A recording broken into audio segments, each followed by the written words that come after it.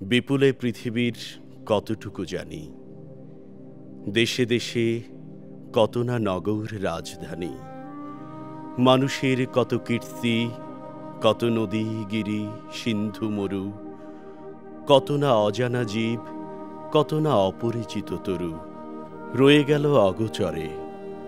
বিশাল বিশ্বের আয়োজন, মন মোর জুড়ে থাকে অতি ক্ষুদ্র তারই এক কোণ।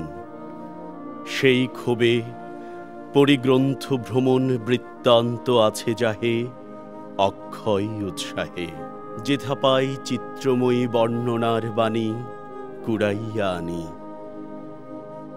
জ্ঞানীর দীনতা এই আপনার মনে পূরণ করিয়া লই ভিক্ষালব্ধ ধনে। আমি পৃথিবীর কবি, যেথা তার যত উঠে ধ্বনি, আমার বাঁশির সুরে সারা তার জাগিবে তখনি।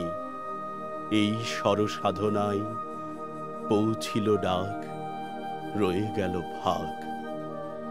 প্রকৃতির ঐকতান স্রোতে নানা কবি ঢালে গান নানা দিক হতে। তাদের সবার সাথে আছে মোর এই মাত্র যোগ, সঙ্গ পাই সবাকার, লাভ করি আনন্দের ভোগ। পাইনে সর্বত্র তার প্রবেশের দ্বার, বাধা হয়ে আছে মোর বেড়াগুলি জীবন যাত্রার। চাষি খেতে চালাইছে হাল, তাঁতি বসে তাঁত বনে জেলে ফেলে জাল। বহুদূর প্রসারিত এদের বিচিত্র কর্মভার, তারই পরে ভর দিয়ে চলিতেছে সমস্ত সংসার।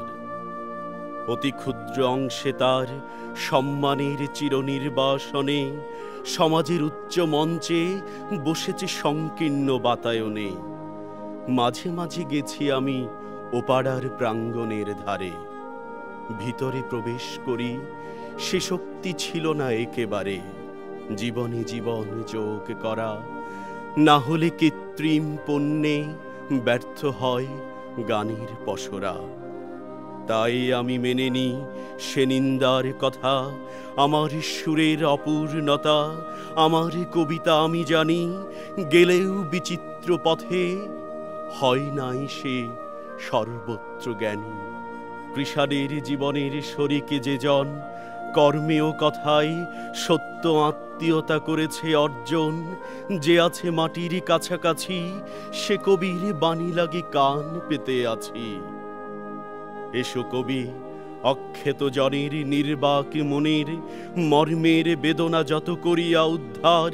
প্রাণহীন দেশেতে গানহীন যেথা চারিধার, অবজ্ঞার তাপে শুষ্ক নিরানন্দ সেই মরুভূমি রসে পূর্ণ করে দাও তুমি।